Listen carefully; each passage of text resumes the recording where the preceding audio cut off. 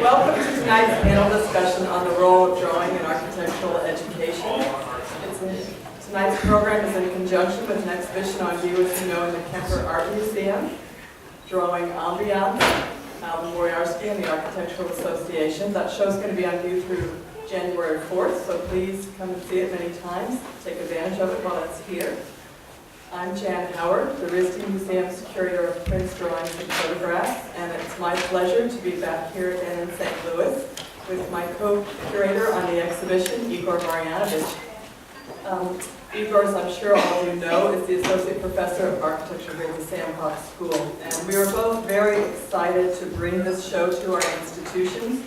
It represents a pivotal moment in architectural history, as well as the imaginative spirit in architectural drawing that was and continues to be so essential to the development of the field. Through the work of some of the most prominent architects who are working today, we have an opportunity to see a very wide range of architectural drawing. Many of the drawings in this show really expand on what I thought of as what I expected to see in architectural drawing. So for me, it's quite an exciting show. We're particularly enthusiastic about the program tonight, as it's an extension of the dialogue that Alvin Boyarsky created in the 1970s and 80s at the Architectural Association, when he brought together an incredible group, an international group of people in the field of architecture and outside of architecture. And people who came together to study, to teach, to exhibit, to critique, to lecture, all with drawing at the center of that conversation. And I think it's a testament to Boyarsky's vision that the work that he supported through exhibitions and publications is still provoking dialogue today.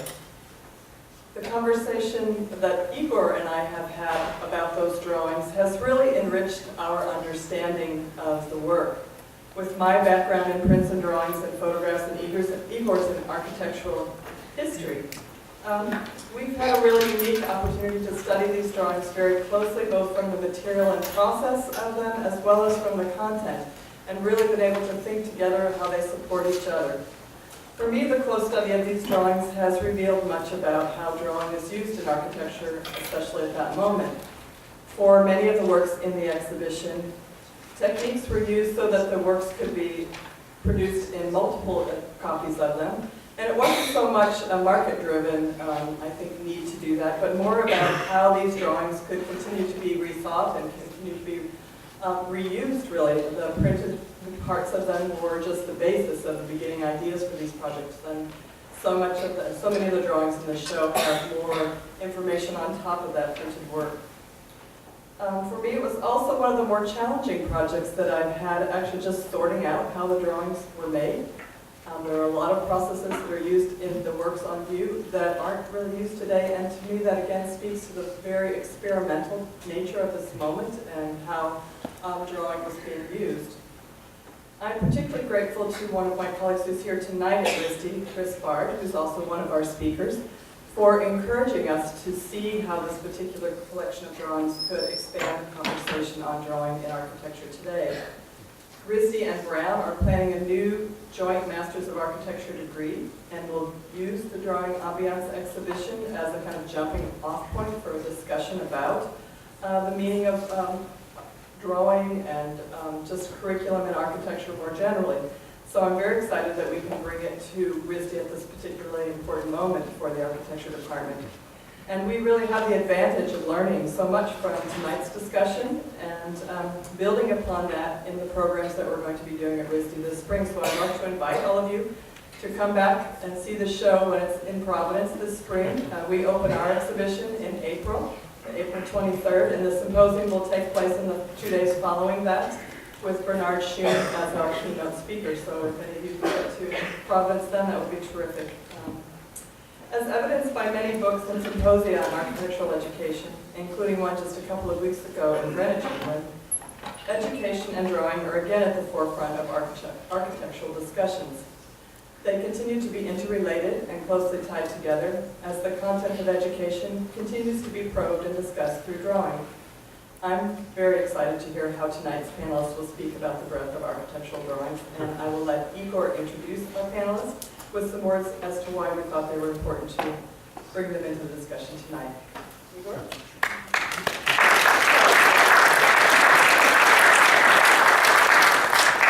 thank you, Jan, for that introduction. Also, thank you to all your colleagues at RISD, including Chris, for the wonderful collaboration on this project. It is my great pleasure now to introduce our three speakers for this evening.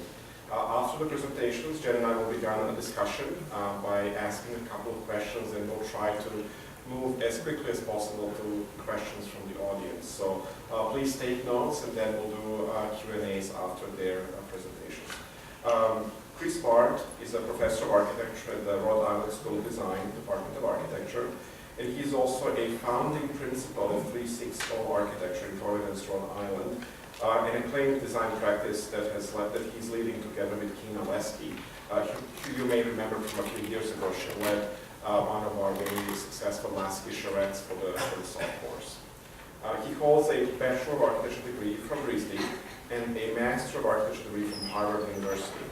His research concerns the questions of material and materiality in architecture, both in pedagogy and in practice. And he's particularly interested in how material resistance acts as a necessary agent for design creativity. Dr. Leslie Loco is Associate Professor of Architecture at the University of Johannesburg in South Africa, and an acclaimed novelist and author of 8 best-selling novels. She holds a diploma in architecture and a Doctor of Philosophy degree from the Bartlett School of Architecture in London. Whether as an academic, a novelist, or as a kibbutz worker, or as an architect, Dr. Loco's career is rooted in larger intellectual curiosities related to the interconnectedness of architecture, identity, and culture. Ben Nicholson is an Associate Professor of Architecture, Interior Architecture, and Design Objects at the School of the Art Institute of Chicago. He is educated at the Architectural Association in London, at Cooper Union, and also at the Kemper Academy of Art, and is currently based not far away from St. Louis, actually, in New Harmony, Indiana, where his life and work continue to probe the larger questions of life and death in American architecture, but also society at large. As they take us on a journey to the magical libraries of architectural drawing, all three speakers will undoubtedly provide a window into the medium of drawing as a larger device of architectural and cultural reflection. As curators, we hope that this discussion will offer some new ways for reading architectural drawings on display, as well as spark a lively discussion at the end about their presentations. And I think I can reassure you that no matter how much we've read about drawing and looked at the exhibition itself, nothing could have prepared us for the kind of breadth that we are about to experience in these three presentations. So without much more ado, please join me in welcoming our first speaker, Professor Chris Bart.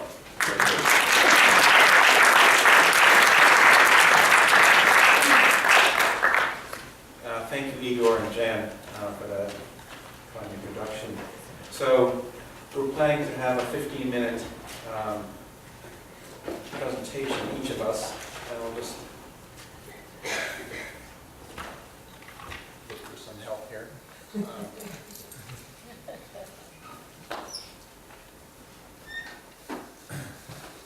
Well, last week I picked up the newspaper and saw an article, and I said, oh, that's exactly what describes our current condition.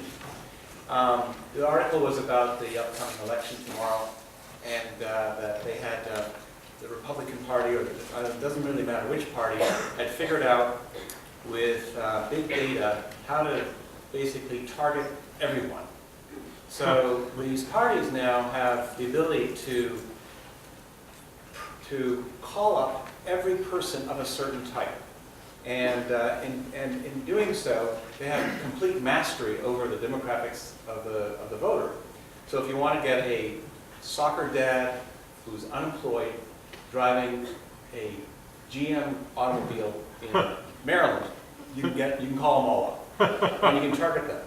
But the point of the article was that there was nothing to say, that they really didn't have a message for these targets, and it sort of sums up where we are in a way with digital media and the condition of drawing. Like now we are so empowered to do so many things with digital media, but in a way there's less and less to say despite these tools that we're given. So I want to go back and in a roundabout way talk about something we've done at RISD, which is to change our curriculum to rethink the way we think about drawing. But in doing so, I want to maybe frame it a little bit. Start with this drawing right here. This is another extract out of the front pages last year. But this is a very typical kind of image we're all used to seeing. And the one on the left is the architect's rendering of the development for the East River in New York. And on the one on the right is the local community activist putting together a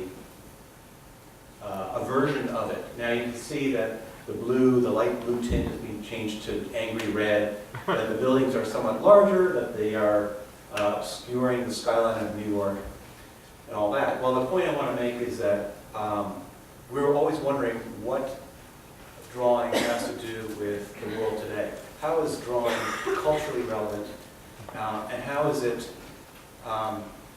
in a way, relevant also to the way that power works in the world? And I think this image is, in a way, a good way to sort of frame it, which is that, on the one hand, imagination and measure come together in architectural drawing. This is very powerful, and obviously both parties know this when they put these images up there.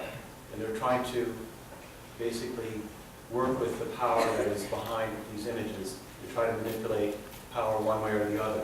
The other thing that's going on, which is where I want to enter this brief journey, is that the one on the right, through naivete or rushing, probably a combination of both, has no understanding of the mechanics of architectural projection, which in our minds too often is seen as something that's simply a propagative means. But I'd like to propose that it may be at the root of what makes drawing relevant today and what will give it relevance in the future. So just as sort of a little background here to RISD, I'm going to have to step out of this, I think. No, this works. The RISD architecture program is an architecture program embedded in the Fine Arts College, so drawing is second nature to us. We have a very lively love of drawing and experimentation. That's not what we're, in a way, missing or feeling or pursuing. Students are constantly fooling around, messing around with drawing. So let me go to the bigger images. So that's one example here, just to sort of give you a RISD sense. Here is another student dissecting the Last Judgment from perspective to section to plan, and understanding the power of projection drawing. And going back, I want to sort of give you a 1-minute sort of review of why drawing is so powerful. And I'm talking about what lies behind architectural drawing, which is again, as I said, the commingling of imagination and measure. So from Pythagoras on, the bringing together of the, so to say, mysteries of the infinite, religion, and the measure of the infinite, science, has been something that has ebbed and flowed in drawing. Even in the Renaissance, here it comes again. The dove annunciating the virgin birth is projecting a ray. So there's an attempt, an understanding that projection drawing is carrying symbolic content. But by the Enlightenment, this is in a way emptied out of any symbolic content. That in Descartes' drawing, I can construct a reality. It's artificial. So at that point, symbolic content had disappeared from drawing, from the act of drawing. The 19th century saw the split between the pursuit of facts and the kind of scientific drawing, these are water droplets both left and right, versus the pursuit of experience and impressions. And there's a Turner water study on the right, and there's a schism, which again had entered into projection. Early modernism, this is the Crown Room, which did something remarkable, which it brought a kind of fusion again in drawing. In other words, this drawing is whole in that it is able to contain both that imaginative and the measure of the imaginative in that drawing system. But of course, that drawing system becomes hermetic in a way, unable to, in a way, connect with the question of building, of constructing. So there we are, back and forth, and this is, in a way, now talking about the new curriculum that we've developed recently, in a way to try to understand where we should place ourselves now in terms of teaching architecture and using drawing as a means of teaching, as a pedagogy for teaching architecture. So these are just two images here, which are in a way to emphasize the values that we hold dear. And one of them is that the medium matters. In other words, you see the tile, the beautiful mosaic of the lion. The figure of the lion is not simply executed, and it happens to be a mosaic. The mosaic tile has a transformative effect. In other words, you cannot separate the means that the drawing was made, in this case it's a mosaic, from the image itself. They're intertwined. And on the right is our present digital crisis, which is that pixelation is just a script, that we probably don't even care about the script. It's someone else wrote it. It's simply a script that can break up things, and because of the way we can handle data now, we can manipulate the image, but without regard to the medium. And then this is one more, which has to do with the act of projection. This is something that, let me go back, is something that we all know about, we learn about, but perhaps it's historically important. These are both paintings that are the origin of drawing, mythical paintings of that mythical origin of drawing, the maiden, the Corinthian maiden, drawing the line to remember her lover who's about to depart. This is from Pliny's letter. But we can guess which one is the architect's version and which one is the painter's version. We see the two drawing systems are not so innocent. They have profound outcomes historically. So given that, I don't know where I am in time, but I probably have about 5 minutes left. Given that, we rethought our curriculum, which had been based on two ways of looking at drawing, what we call manual representation, hand drawing, and then digital representation, or digital drawing. And we threw that distinction out, and we broke the course down into two parts, one was called projection, and the other one was called analysis. And so projection, I'll just show you some very quick examples. We brought the problem of drawing back to, say, a very arcane place, which is the still life. But we asked students to work on it a little bit differently. So here's the still life in its most conventional form. Students set up the still life, and there were purposely broken things and bent things and bashed things, and asked them to make a drawing in their choice of their media. And most of them drew in a, I would say, conservative media that is recognizable, and made, you could say, perfectly nice drawings. Then we asked them to project that media back onto the thing itself. It was a very difficult thing conceptually for the students to grasp. But here's the projection of the drawing back onto the still life itself. And what happened here is that the still life became more drawing-like, and it became a kind of a confused zone. And this is the zone that we became focused on and was fertile ground. I'll show you a few more. This is the drawing of the still life, and then the projection of the still life back onto itself. Another one. And there we go. Then we asked students to, by hand, start to develop a way of marking their still life, the one that was painted and drawn on, and to continue marking it, and to use a logic of marks to take measurements. And those measurements were then the, could say, the medium that was brought into the computer, because computers are really looking for data points. So these hand measurements were very laborious, very time-consuming, about a third of the semester, and the instruments had to be made to measure. But wonderful inventions also happened, because through the action, the students were transforming the work itself. So this is a drawing that is really happening over 12 weeks. So this is some of the systems of marking that were then used to generate data points. I'm just going quickly now. Sure, let's use a laser, no problem. So these are the first iterations, like ghost-like things that started to come out from that active measuring. And as they continued, we asked the students to bring every part of the phenomena observed and experienced into the computer. And of course, they had to bring it as data points. So here we have a kind of a cusp between the digital and the experienced, the imagined and the measured. And as they continued, some of the artifacts of measuring actually also started to enter into the project itself. So this is a student who used wax impressions, made cardboard templates, but you see those are starting to show up in the drawing. This is another student just to show the whole process.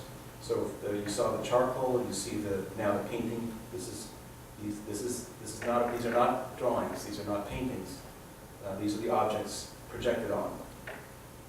These are the objects now isolated. The student chose to isolate all the objects, develop data points. You see them going into the machine, and you start to see these all built independently, and then put back together, and then through more work, coming to a place that was perhaps not anticipated. Not without problems, but this is where we were trying to, in a way, bring the students to a pedagogy. Now, the word pedagogy is interesting because first pedagogues were Greek slaves, if I understand this correctly, that were not teachers. They were there as trusted household slaves that would help the young ones to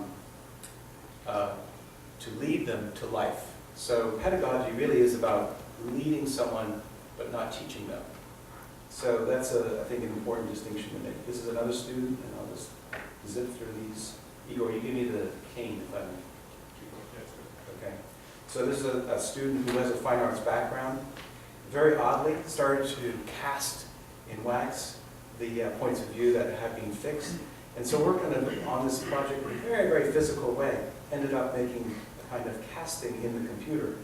Right? Just showing this because the last artifact is the original still life transformed. So in a way, this becomes a drawing and work in its own right as well. This is another final outcome, which is a kind of strange planetary constellation. So we see that these are nascent authorships of work starting to emerge out of the computer. They become distinct. Another student, again, you see the charcoal and then the projection. And it's interesting how when it's a still life and it's a charcoal, there's such a conventional way of drawing it. It's very hard to notice or note the differences between authors. But by the time the project ended, there was something that's seemingly notable that started to come out. This is one of these strange moments where it's not a drawing, it's not an artifact, and it's not a computer model, it's all three. So this, for example, it doesn't exist.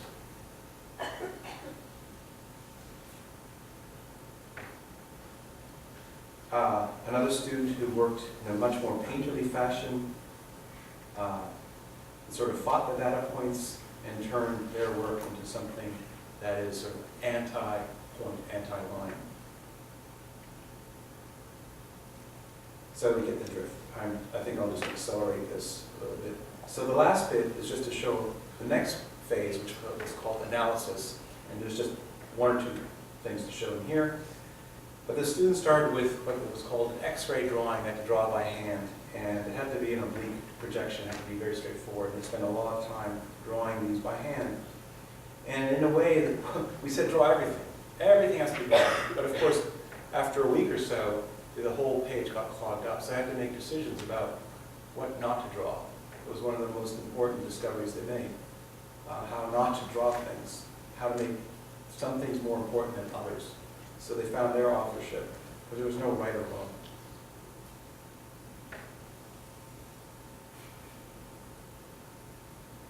They then went on to do much more, I would say, conventional things with digital media and exploded axiometrics, but the point here was to set them up for the final thing, which was kind of a mini thesis, which is called operations, where they were allowed to develop questions about the building they were working on and develop kind of media response. And some of these are time-based, and this is a film that was made, but I'm not showing the film, just the stills of a Wangshu building that has many, many shutters and doors that open and close.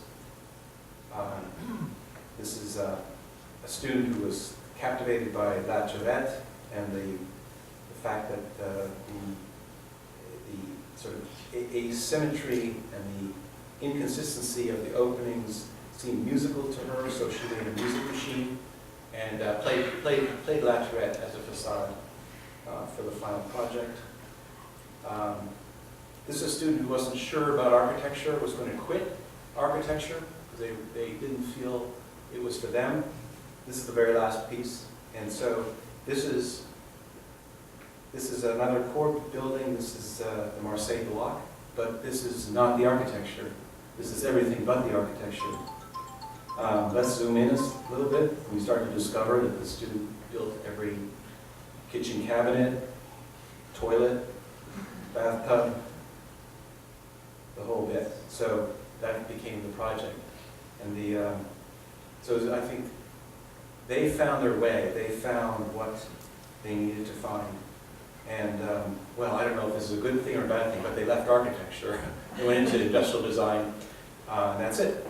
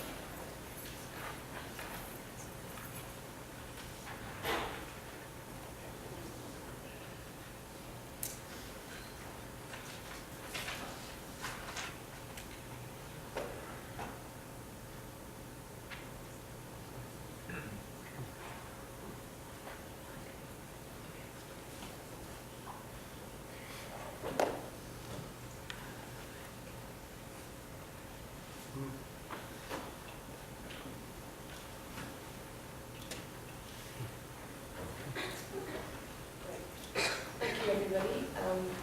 I've come from Johannesburg, so I'm slightly jet lagged, so if I drop off halfway through this presentation, you know why. First of all, an enormous thank you to Igor for the very kind and very expensive invitation to come here to St. Louis to talk about drawings. The invitation brings together two of my all-time favourite activities, travel and drawing, so it's doubly enjoyable, at least for me. And appropriately enough, I first met Igor about 20 years ago when he took a class that I gave at UIC on representation of the city. So it's wonderful to connect again with the same issues and same interests at heart. So I'm going to talk tonight briefly about drawing in the context of where I teach now in South Africa at the University of Johannesburg. Is that right? Yes. Which isn't a school of architecture that's known for its innovative approach to drawing. Actually, it's the opposite. Oh, this is all running on its own time. How can I get a look?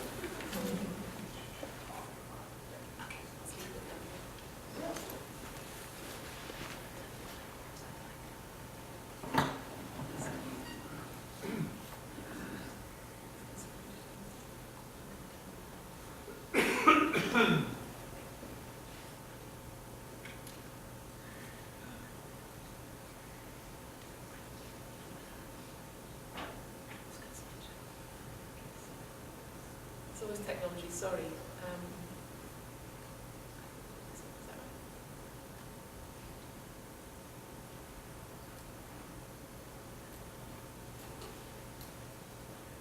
Okay.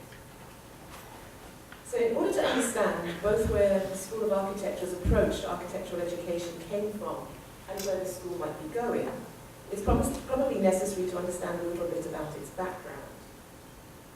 There we go. As As I'm sure everyone here knows, it's impossible to talk about apartheid without understanding its two most pervasive instruments, architecture and education. The degree of spatial segregation achieved under apartheid in South Africa and the degree to which it worked required the complicity of both professions, architecture and education. Now, the University of Johannesburg is an unusual institution, and it's the result of a political decision to integrate institutions of higher learning, two of them, which had previously been racially segregated or separated. And on January 1st, 2005, under President Thabo Mbeko's rule, two institutions, one was the all-white Rand Afrikaans University and the all-black Johannesburg Technikon, merged together. Now, the integration of these two institutions with more differences than similarities was supposed to offer the new university a unique identity and character, and to bridge the chasm that had previously divided the nation. I mention this because the directly political nature of the founding of the university. Does the sound not good? We can't hear it. Sorry. The integration of these two universities, or these two institutions, with more differences than similarities, was supposed to offer the new institution a unique identity and character, and bridge the chasm that had previously divided the nation. I mention this because the directly political nature of the founding of the university has had a direct and profound impact on the nature of its pedagogy. It's at once avant-garde and bold, and at the same time it's deeply conservative and insecure. And in my department, architecture, where admittedly I've only been for a year, nowhere does this clash between two different approaches manifest itself more clearly than in the conversation around drawing. What's been really interesting for me coming to the university partially as an outsider, someone who's British trained, and partly as an insider, I'm African born but I'm not South African, is the way in which drawing, and primarily thinking through drawing, you could call it design research, provokes an uneasiness which has both everything to do with drawing and yet nothing to do with it at all. I'll come back to this point more explicitly in a moment, but it's this slippery territory between freedom and imagination on the one hand, and structure and a so-called professionalism on the other, that I'd like to explore in this panel discussion. Drawing in Africa, albeit unwittingly, represents a Pandora's box of almost frightening consequences, not just for architecture, but for the terrible, vexed question of identity and the right to self-expression. And if the South African architectural profession doesn't keep a tight lid on it, the cat will slip right out of the bag.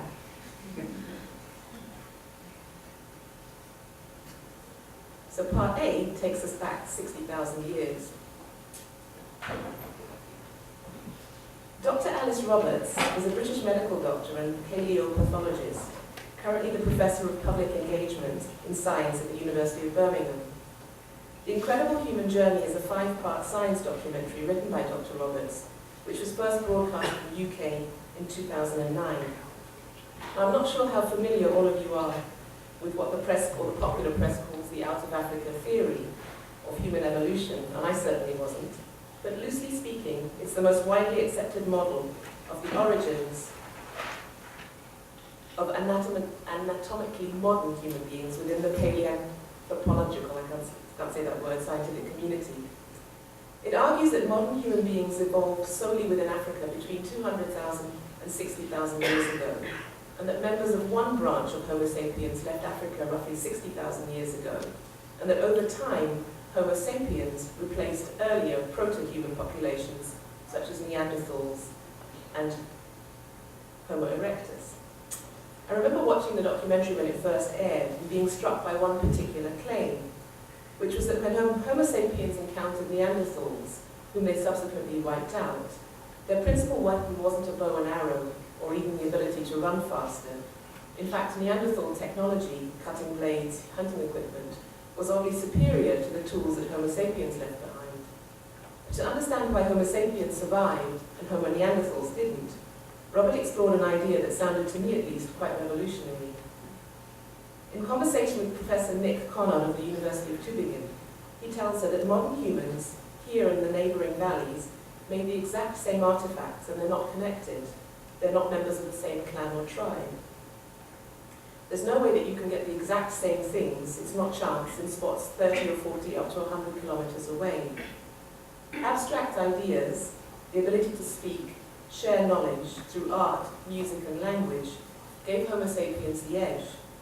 They were able to communicate with each other, share ideas, beliefs, strategies, culture, and crucially, develop an understanding of the world around them that did not rely only on their direct experience of it, but allowed them to build on the knowledge of those that had gone before.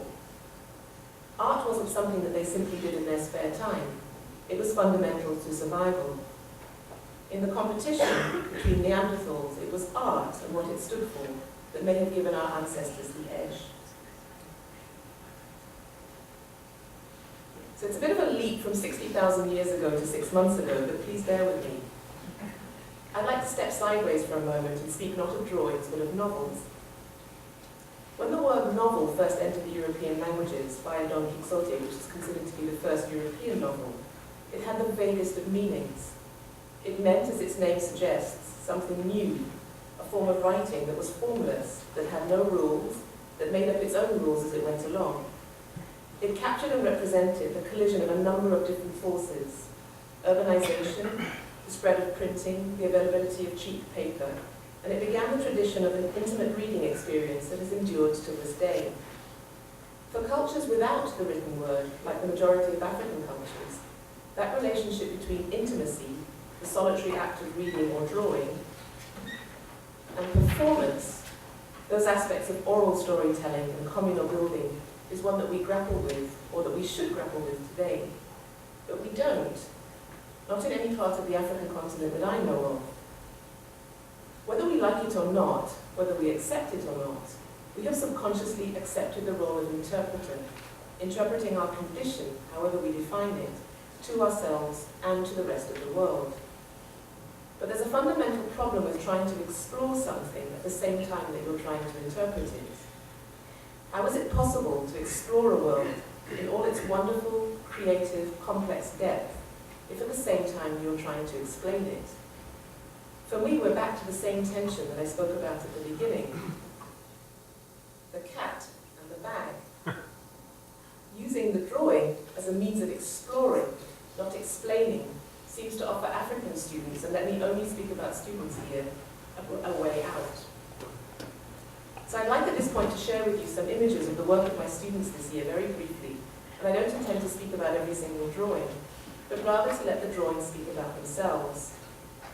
In every single case, breaking through the fear of what the drawing is supposed to represent, rather than what it might represent, was as difficult a challenge as any I've ever faced as a tutor.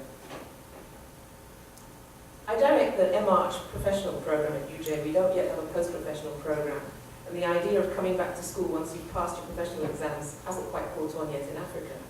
But I'm immensely proud of the work that these students have done, and I think it lays the foundations for a radical shift in the way that we think about and teach architecture, not just in South Africa, but potentially around the continent.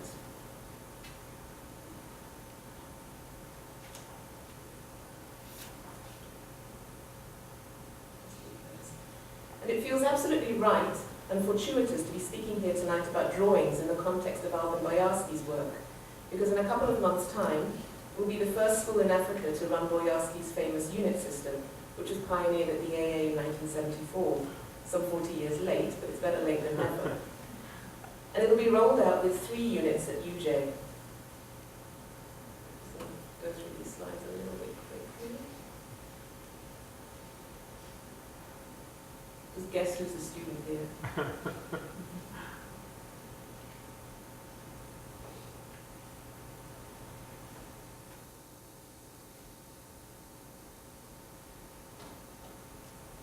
And I should point out that these types of drawing in the kind of African context are absolutely radical. This is a school that deals in plan, section, elevation, and if you're lucky, axonometric. So my students are going to be examined next week, Monday, so we'll see whether the experimenters work.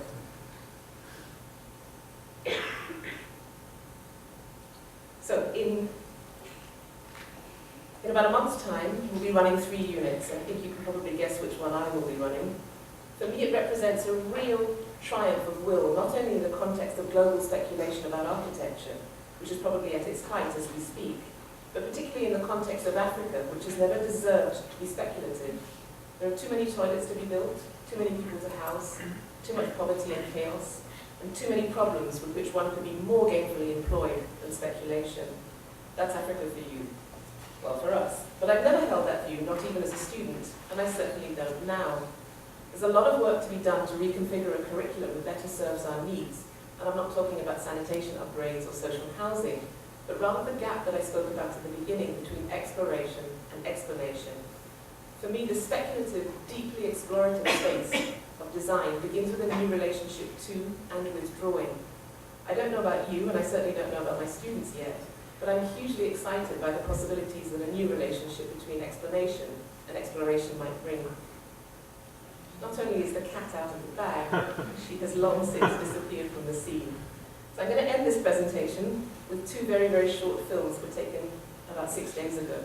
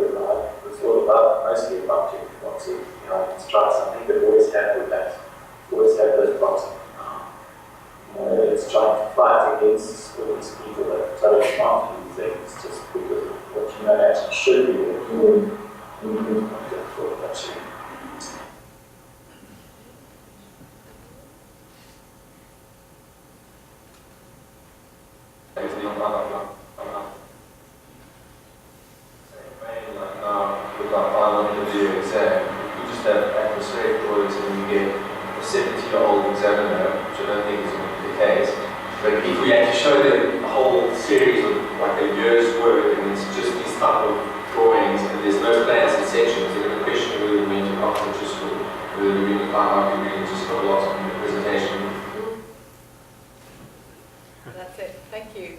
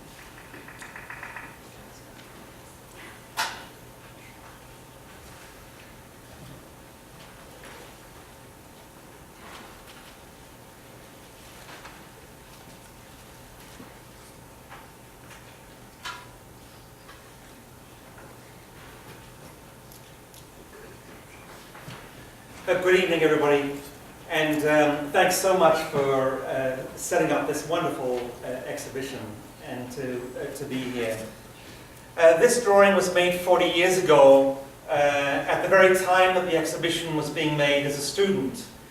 It's for a bird, or a consumption bird, and the project, as a work of drawing, we wanted to find out ways of drawing that would explain a new kind of form. So, for example, here there are a whole bunch of sheets of sections that were laid out together.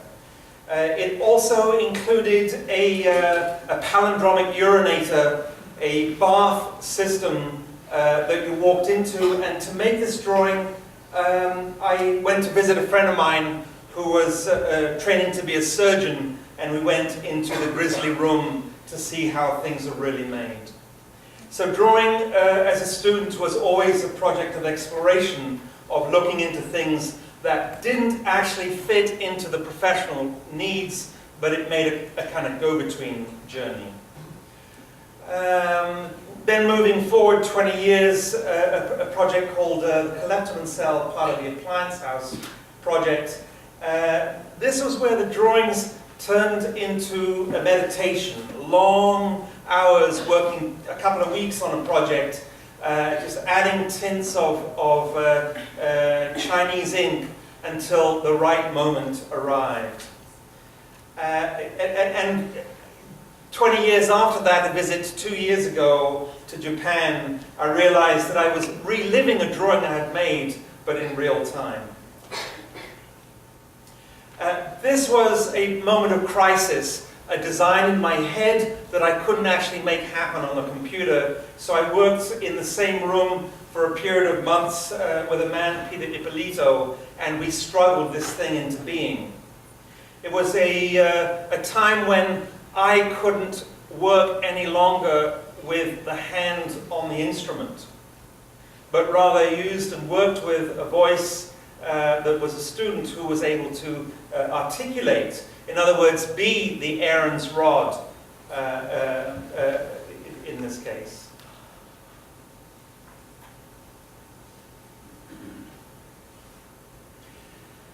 A simultaneous project, this time trying to understand the nature of a line. And this project of understanding a line, what it is to go from the left-hand side of the page to the right-hand side of the page, has been the project really of the last 15 years.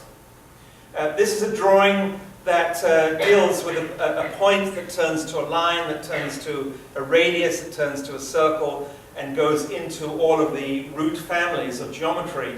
The desire here was to make a drawing which would be, that would grow out of a point and go to all places that were within the Euclidean system. So the bottom right-hand corner is that point. It grows and goes into the root 3 system, up into the root 2, and then on into the root 5. So the project here, working with a research student, Sari Hisano, was to understand the bigness of things as they come out of a single moment.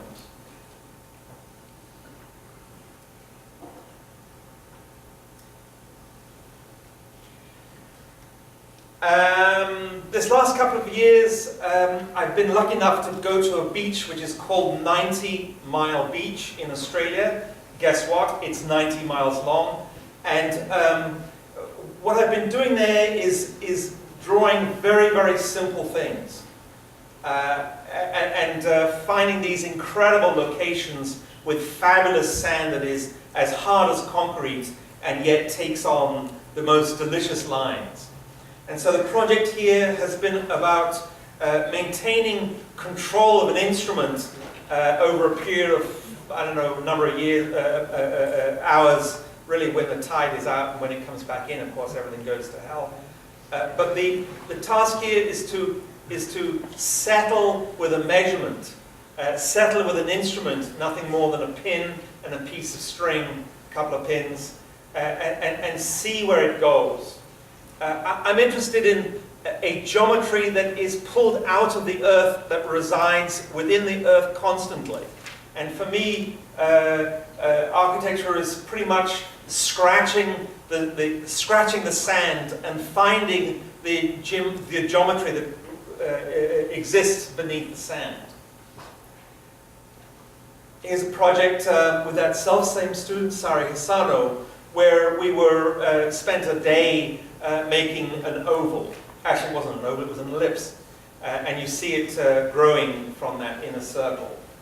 So for me, drawing is a timely project. I actually calibrate my life from the moment I die rather than from the moment I begin. Because with any luck, I'll have an extra 10 years in order to spend a year doing a single drawing. Did you get that? Whilst I was up in Samburu, they said, well, what can you do? And it was an amazing moment. So I asked for a piece of string, and worked with their instruments of hunting and made that self-same drawing in the sand. And it was a magnificent conversation because, of course, geometry is a universal language. There are no need for words. You can see the logic of it roll out of the dust. Going from A to B is a very important issue for me. I spent a decade working on labyrinths after having worked through geometry, and was interested in what it is to go in a very fast line from point A to point B, both as a drawing up on the left-hand side and also walking in the landscape. You know, I often think of myself as a spider with a piece of string coming out of my tush, and that you begin as a little seed. You grow, there's a piece of string held between mother and yourself, and that piece of string is cut at birth, and then you go on a journey, and it's always a single line, which is an incredible concept. No one in this room has ever gone in two directions at the same time. We only make a single line. So I've been fascinated by this, a page out of a sketchbook of the great Islamic Hajj, which also is about a line. You go from Indonesia, used to walk and take any kind of transport before air, and you get to the point, you walk around the Kaaba, and then you make a journey out into the desert, walking and making lines. And those lines are imparted with the power of suggestion, of metaphor and your own spirit. Another page out of this drawing book, 11 inches along the base and 17 high, and all the grids are laid by hand, and the drawing is less about making the picture of something than it is about imparting the subject into the body through the pencil.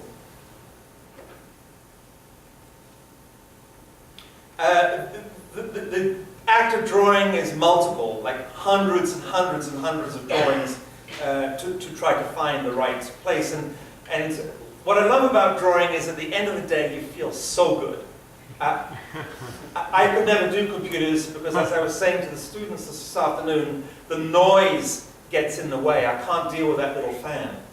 And with a pencil, when you're drawing, you actually can understand the weight of the pencil by how it sounds on the paper. And it's that sort of visceral experience of drawing that I find so delicious. These are a series of a couple of hundred drawings. It took many years to work on. This is out of, they found their way to the Venice Biennale, which was fantastic, because I didn't think they were really into that sort of thing. But it was a special moment for the purple people in Labyrinth Land.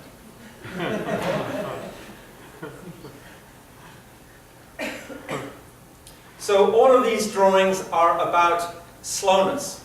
Not going as fast as you can from A to B, but going in this circuitous journey and slowly getting to the place by a series of convex and concave movements, of clock and counterclockwise.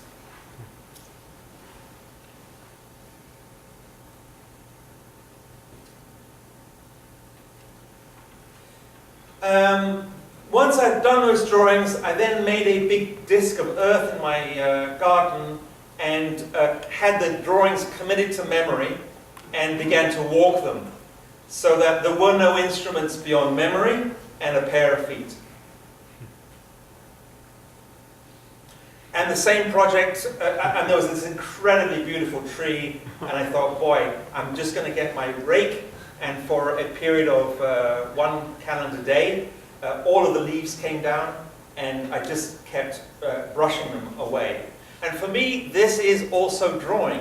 It's a primitive form in as much as that it is a prime form. These are projects done with students at IIT 10 years ago.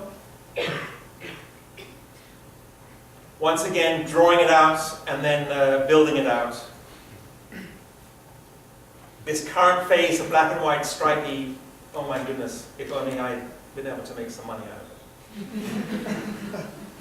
But in here, these foot square blocks, you'll see on the top on the left, it's a line, and then it becomes pixels on the right, and on the bottom, it's on, pixels on the left, and it turns to stripes. And then also another journey drawing. Here is the great scientific instruments in India. This is in Delhi, but it's part of the Jaipur set. And the idea of drawing with a beam of sunshine is wonderful.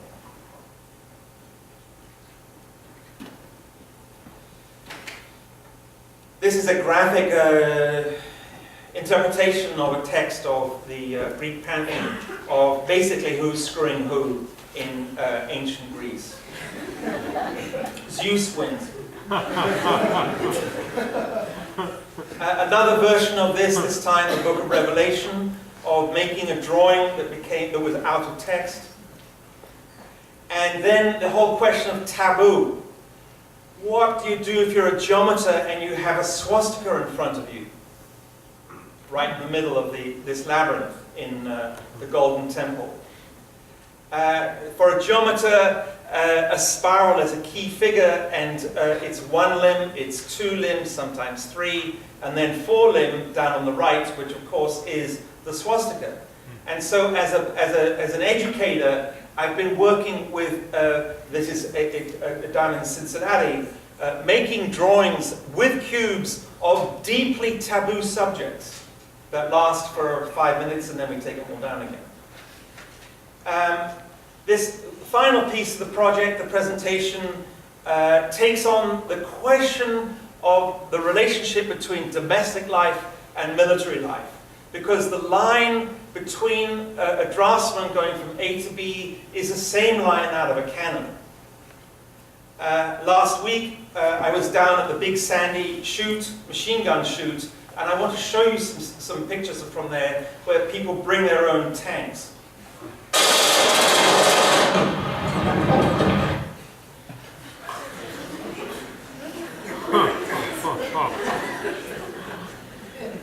And for architecture, particularly our period of architecture, we all go back to Gaspard Monge. He is at the headwaters of our ability to make wiggly drawings. But please never forget that it comes out of a fascination of the military life.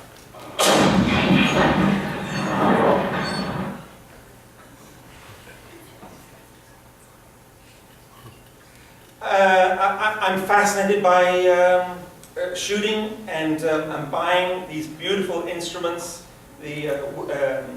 called Woodsman, the unsung moment of modernist design. One of them.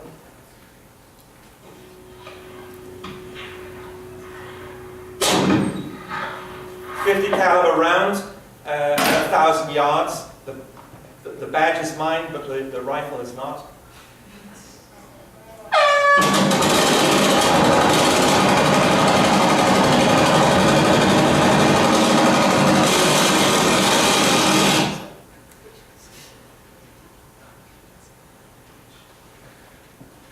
Fifteen minutes is up. So I just want to leave with you this concept that drawing takes place in many forms.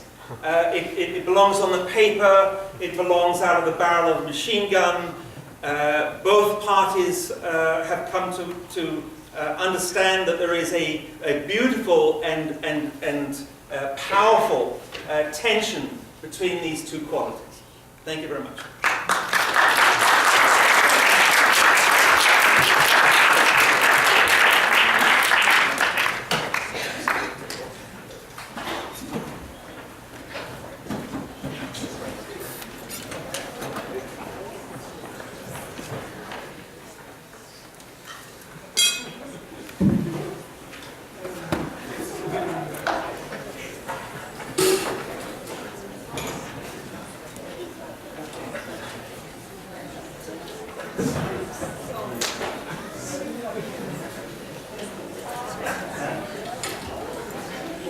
Well, I think they do continue to expand our ideas of what drawing can be in architecture, for sure. Thank you very much. That was quite exciting.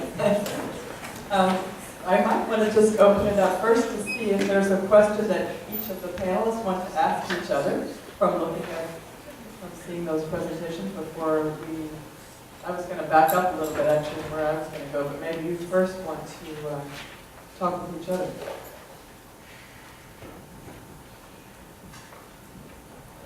This afternoon we had this terrific discussion about the nature of computation and hand drawing. And I would say that the work of your students is really fine because there is a great ease of journey between the two. Okay, so that's the good news. What are the drawbacks?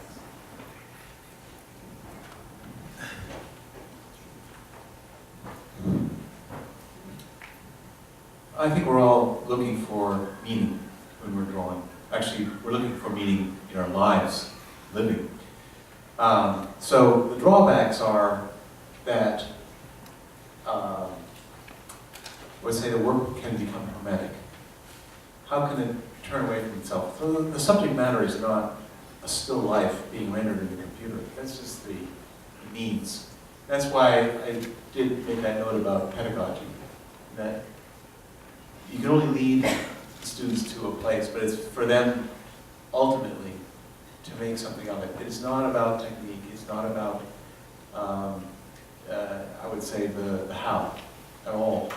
It's simply to invite them to understand that it's about the what. So that in the drawback, I would say, it's still so early in the process. We haven't seen what the drawbacks are, but I would.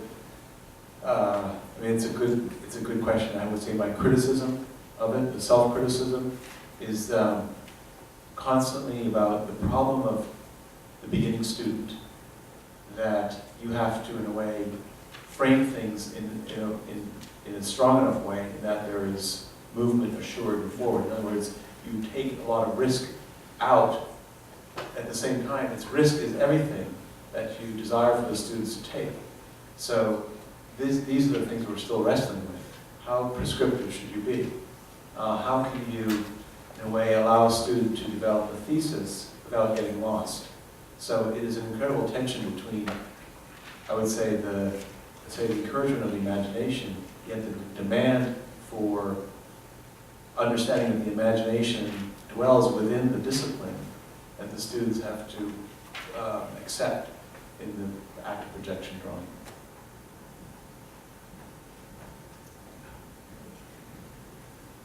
I think I'd have to say that at this point there are no drawbacks, not yet. And I think when I first came to teach in the United States, it was the first time I taught in Iowa for 9 months and 3 days, and then in Chicago for two years. And it was the first time I'd ever heard the word problem. So students would say, "What's the problem this semester?" And I'd say, "Well, there is no problem." And I have to say, the South African students I'm teaching now are very much of that mindset. There's a problem, and then the architecture is a solution to it. And for me, drawing is the complete opposite of that. It's the exploration of something. So I'm very much in a phase right now where I say there is no problem, there are no drawbacks, let's just do this. And have the space to do it, and then come back to kind of reflect on it. And there's such a pressure to professionalize everything that the risk is kind of taken out of the act of exploring. And for me, we're in a very, very interesting moment. I can only speak for Africa. So I think I have to say the drawbacks are not here yet. I would say that the drawback is very closely related to a moment of reflection and being self-critical about something. And that was the intention of my talk. That having gotten to this point, there has to be a place of wondering what's working and what's not working. And I do think that in that respect, you can pose the question about what's not working, but rather as an invitation for something new to happen, rather than a shutdown of the process.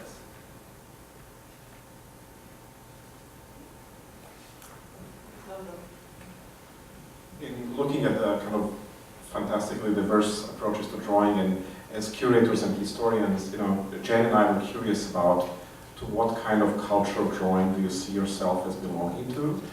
Who was the maybe major influence, the sort of, in psychoanalytical term, the father figure that influenced your very free approach to drawing? Like, what was the key moment in your, say, education or practice or life experience that really defined what you would call today your attitude towards the drawing and design?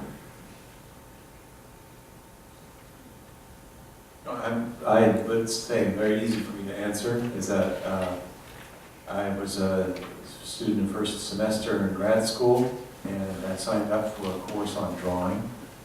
And I think there was 5 of us that walked in. There's this guy called Robin Evans. We had lunches every week and talked about drawing for 4 or 5 hours. No one knew who that was, and I still think he's probably, clearly he's the most important thinker about drawing that I ever encountered.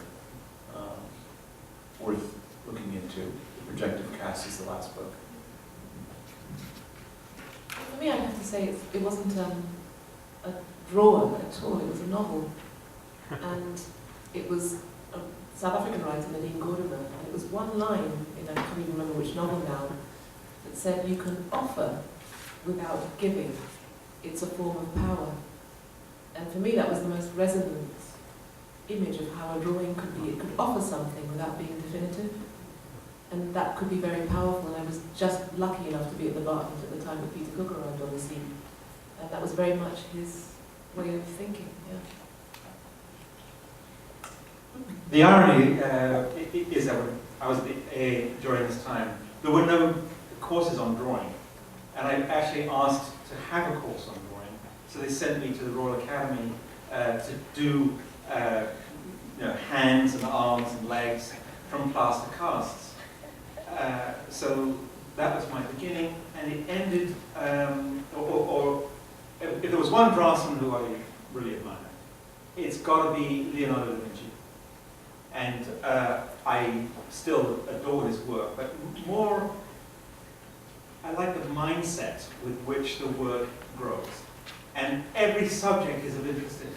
And it may be this is a way to come to terms with your remark about the difficulty of a pedagogy being set that could become a hermetic system. Because Leonardo da Vinci, clearly, he used drawing in order to find something out. And he had a very big interest. Probably what began my interest in the relationship between war and peace. Because he's the one who's got all of that in spades. I also, whenever I was unemployed in the city, would go to the museum, to the prints and drawings department, and make copies of drawings. And recently, and I give them away to people. And I went to a friend's house and I said, "Wow, you've got an original arm?" And he said, "Well, you drew it."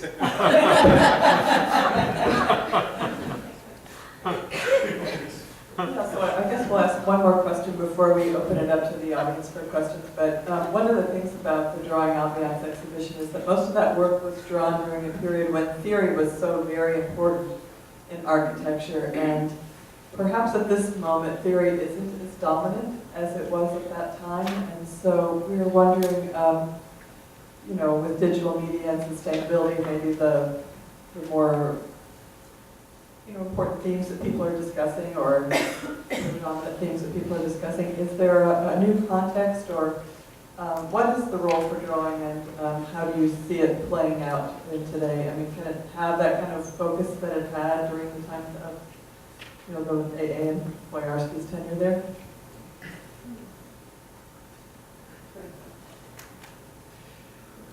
Not every one of those draftsmen at that time were into theory. Right. And John Haylett was fairly explicit, I heard it from his lips, that he never read any of that shit. I mean, it wasn't going to go there. That was for other people to go. But of course, there were in that group people who were wedded to the work. But it wasn't universal. Regarding today, I mean, for me, drawing has to be a very visceral experience, which is why land drawing is of interest to me. Because I know a computer cannot cut soil like that. I mean, it could, because combine harvesters work like that, but yeah, that would be drawing, is what can't happen in a box. I was going to say that one of the interesting things that's happened over the past 10 years has been the emergence of design research. And so there is a new kind of theoretical understanding of what one is doing through making things that I think is really interesting. And I don't know about the United States, but it's probably globally the fastest growing kind of research area in architecture. So there's a new take on theory in a way, which for me is really interesting because it's about thinking through making, which goes right back to the notion of the architect. So the master thinks in a way. Yeah. I think it's a strange times we live in. I mean, I was, until recently, graduate director, so I looked at hundreds and hundreds of portfolios coming in from applicants. Could not tell, most of them, what continent they were from, what country, what school. One of the things that has proliferated with digital media, certain themes, and they're universal. And so I think that has, in a way, in my mind, created a kind of a, it's a very interesting collapse of authorship. And so I do think that with that collapse will come kind of a rebirth. So people are trying to find their way. I think as students, you know better than we do. You sense that. Like, I use the word, how are you relevant? How do you make your mark in the world? So I do think that things right now are in a very nascent period. Talk about social justice. And it's almost as if there are multiple schools of architecture and they even reside within schools of architecture. So there's a social justice thing that goes on, and the attendant way in which drawing is used as a kind of communication tool. It's not a generative tool. It's not, I haven't seen it, but I think it should be. I think that's one of the weaknesses that has started to invade drawing, which is that it is seen as simply something to rely on, something to exploit, rather than actually the ground for thinking, for, in a way, just uncovering thought. I'll leave it at that. I mean, we know the other kinds of schools. So we have the social justice, the sustainability / technology-driven, low energy use, that world. So I'm still deeply invested in architecture as a humanity, that we are struggling to find meaningful relationships in the world in any way. And that drawing is still, to me, one of the only places in which, through the kind of act of drawing, not the making of an image, through the act of drawing, we find something meaningful. I think it's a fascinating point. I would say that today, in the conversation earlier, and also around this table, the question of what you might call the modernist aesthetic of drawing has been really appealing. But also the sense that unless you know why you're drawing and what it's for, then it's not really working properly. And your schools of thought that you allude to, I would say, drawing has a very intimate relationship. At the Bartlett, all of those drippy drawings of plants and weird things and contraptions, they really relate to a broken ecology. And so there's an agenda with which you can only use drawings to articulate. And I would say that maybe the American schools are still a little bit on the edge here, because there is such a strong legacy of the modernists out of the Midwest and Harvard, and it's still present, which we have to, in some respects, combat. Thank you. So we have about 10 minutes left, so we'd like to turn it over to the audience for questions. And I'm happy to pass the mic around so we can hear the questions better. If you have a question, please raise your hand.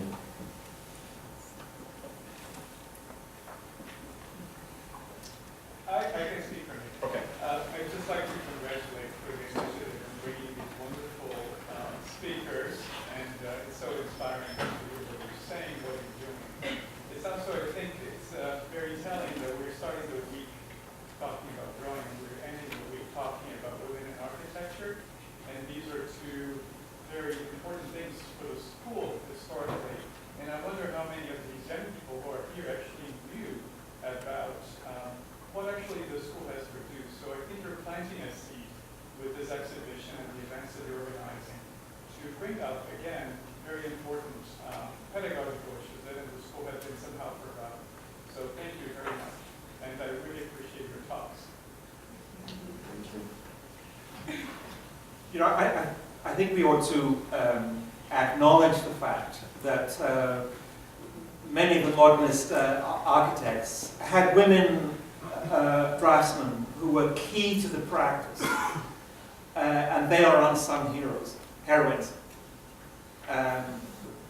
I mean, it'd be terrific to have both of these discussions happen simultaneously, actually. And maybe whenever a school has two conferences going at the same time, the conferees should actually have a moment of reparation.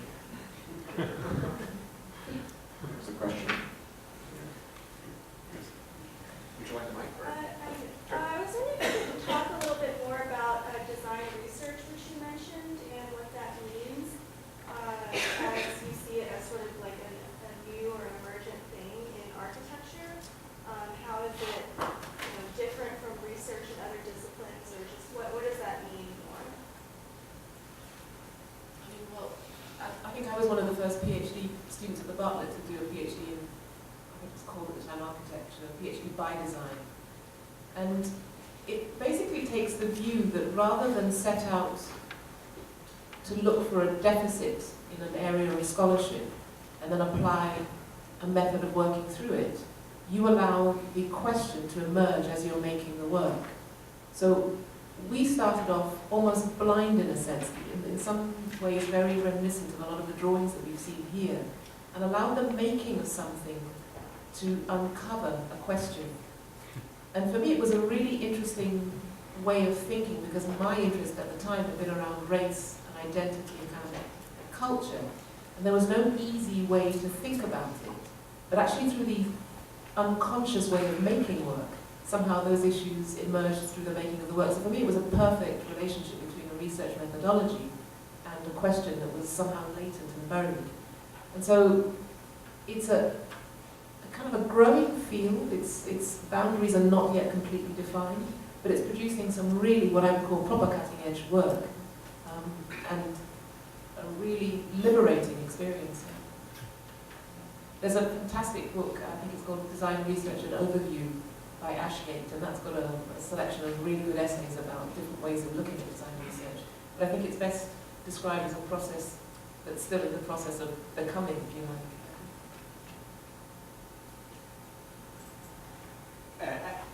To add to that a little bit, it also allows for a good piece of time to go slowly into a subject.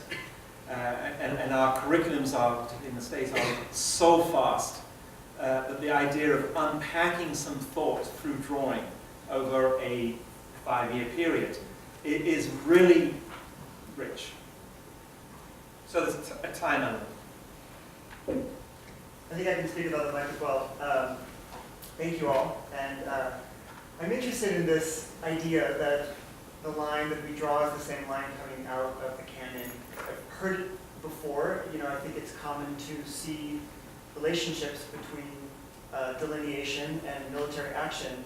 But at the same time, to me, the labyrinth comes out of sometimes Christian, sometimes Buddhist tradition of circumambulating and interior kind of contemplation. So I wonder why you make that statement, and if you believe maybe that delineating can also be an act of peace. Well, a labyrinth is a geometric project, and there are labyrinths found 3000 BC, 35 BC. So that predates Christianity by a good 3,000 years. Anytime you draw a circle, it's very mysterious. And when you start to realize by drawing more circles that there's something in there that is explaining itself to you rather than you inventing it, it's deeply problematic as a cultural project. So every culture there is from any part of the world, like the Soma drawings, they all have their tradition of coming to terms with what a point is in the ground and what a line is. Now, obviously, the military metaphor is right there. I mean, you throw a spear and you watch a parabola. So any person who's curious about their realm will immediately see a relationship between that finality of life and death through the geometric arc of an AR-62 grain bullet passing through space, or throwing a boomerang or something like that. So I would say it's a question of allowing geometry to be the mediator between all aspects of being, irrespective of whether it is about life or death through military action, or whether it is laying out the plan of a house.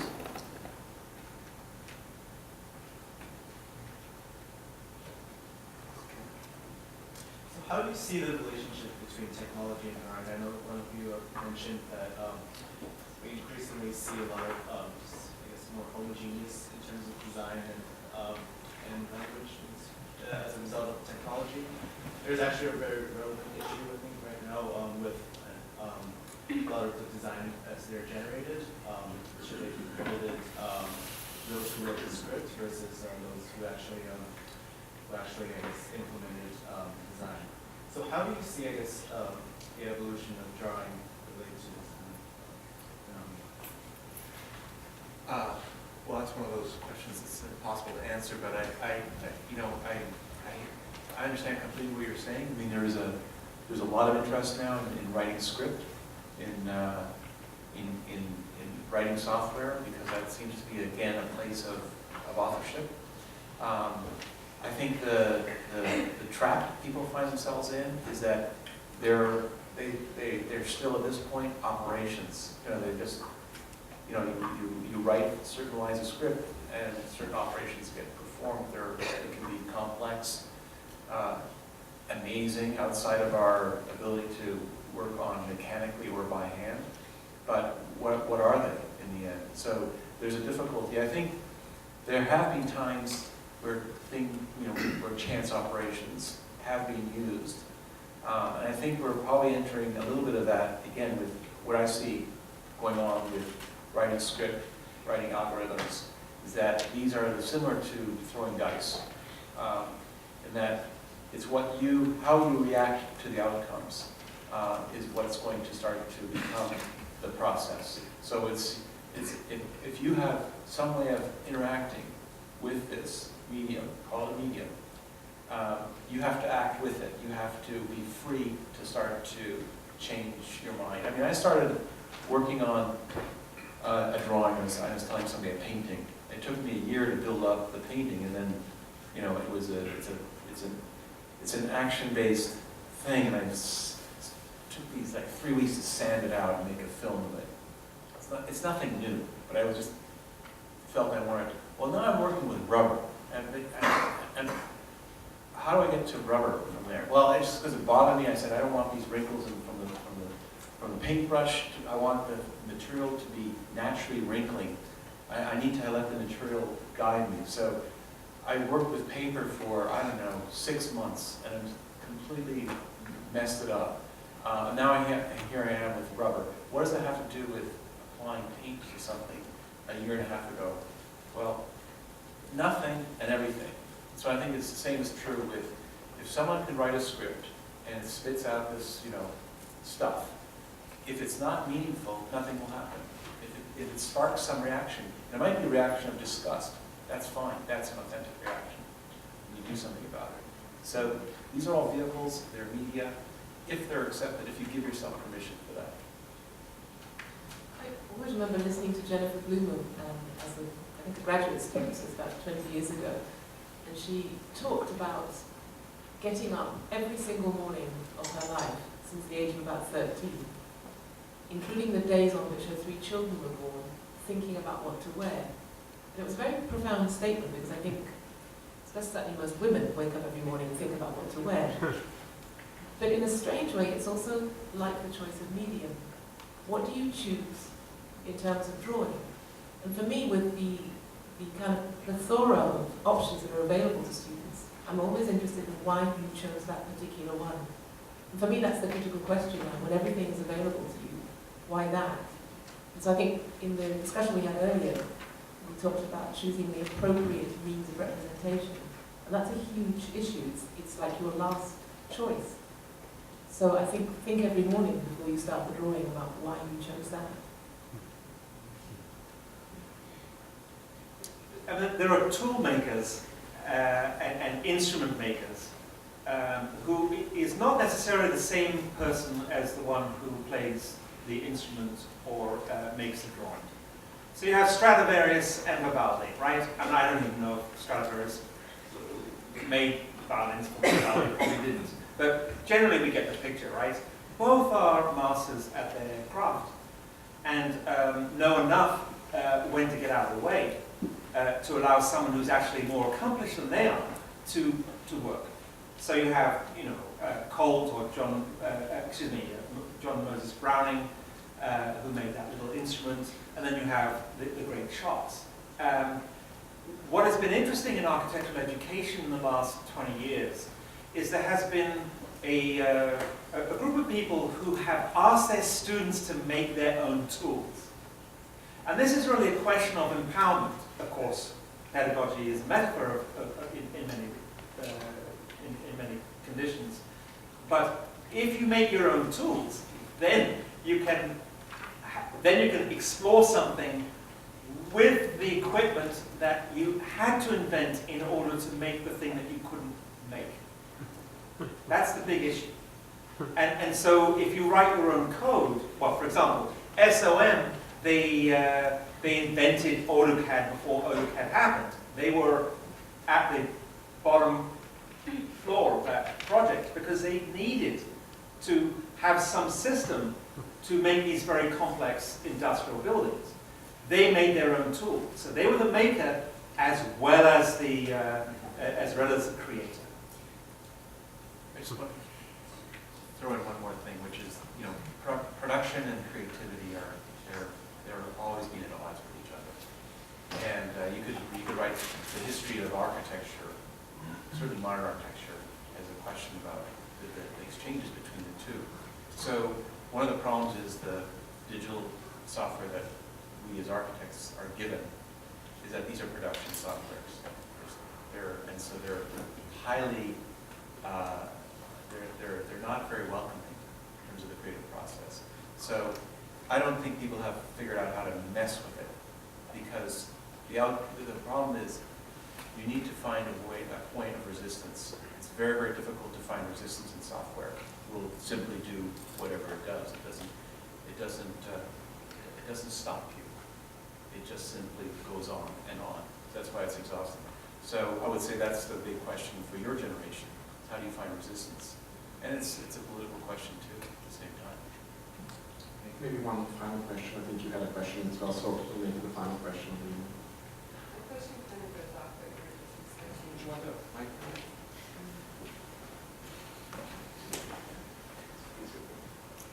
So my question kind of goes off what you were just discussing, which is how do you encourage your students to use digital tools as sketches or as in the process of exploration? How do you encourage it through different exercises, and how do you think about how to try to do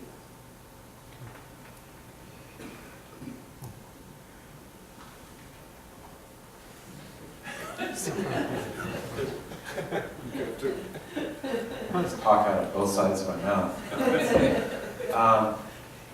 Well, I'm very reluctant to answer that question because it will sound very prescriptive, and then of course it will collapse. But I'll give you some of the things that have sort of. There are things that can be done, and one of the most simple ones is to allow the digital to play with, to become a background. So it might be that whatever is drawn is printed incredibly lightly, or is printed on canvas, and that the thing has to be painted. Again, I feel reluctant to say that because I'm just making it up, but I think there is fertile ground there in terms of using media that is resistant, like canvas and paint, with digital means. They can be brought together. And sometimes it becomes, I mean, the word cyborg was used, it becomes problematic because it's just a method. But I think it has the means to do things that are, I would say, very powerful. The last image I showed, the analysis with a sort of cloud of just toilets and kitchen sinks, struck me as promising because it couldn't have been done by hand, or no one would bother. No one would bother drawing that, because the drawing would take many, many months to do. So to me that has some kind of promise, because it sort of demonstrates that there is there are powerful outcomes that aren't necessarily computational, that they have the potential to become meaningful. But it has to do with how it was framed, the question. I was going to say, you're asking us to give away state secrets. But one of the things that I learned as a tutor of architecture, which no one ever speaks about, no one ever tells you how to do it, is how to write the brief. And everything is in the brief. And I think one of the most interesting briefs I ever got was from Jonathan Hill at the Bartlett. It was, I think, 7 words or something, or 3 words, and it was literally between 6 and 1 million, and that was the brief. And it's in setting those kinds of things that students are asked to go beyond what they know. And for me, it's irrelevant whether it's digital or it's made in stone or it's made on the landscape. It's back to that question of, is it appropriate to what we're trying to explore? And I think there's a tendency to think about the digital as this almost brave new world that it can do anything and everything, and actually it can't.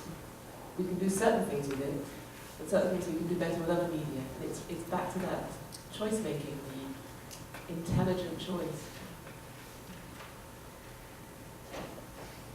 And you asked about how we deal with it in our studios, and I actually have a few things to say here. One is, I actually don't care whether someone uses a computer or hand.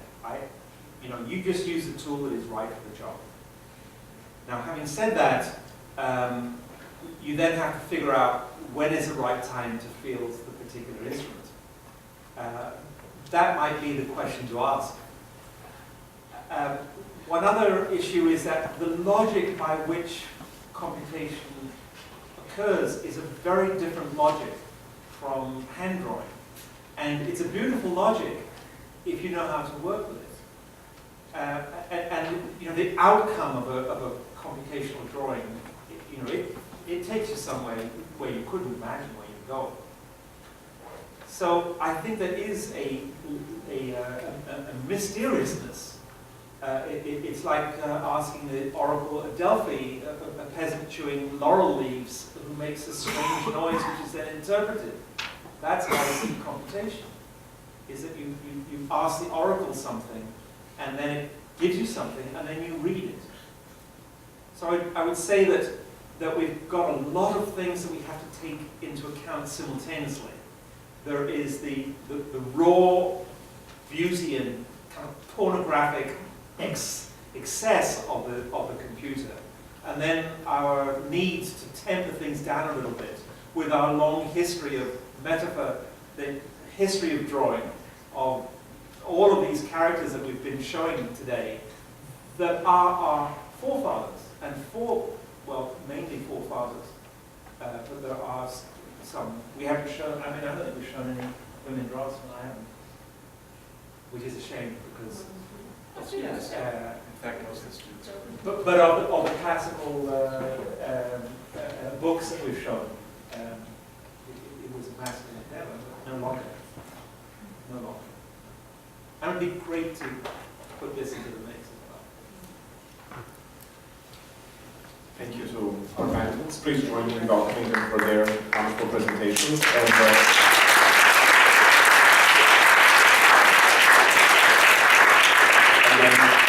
A reminder that the Women in Architecture Symposium begins this Friday evening with a keynote lecture by Mr. Saraji. So please join us for that. Thank you for coming tonight.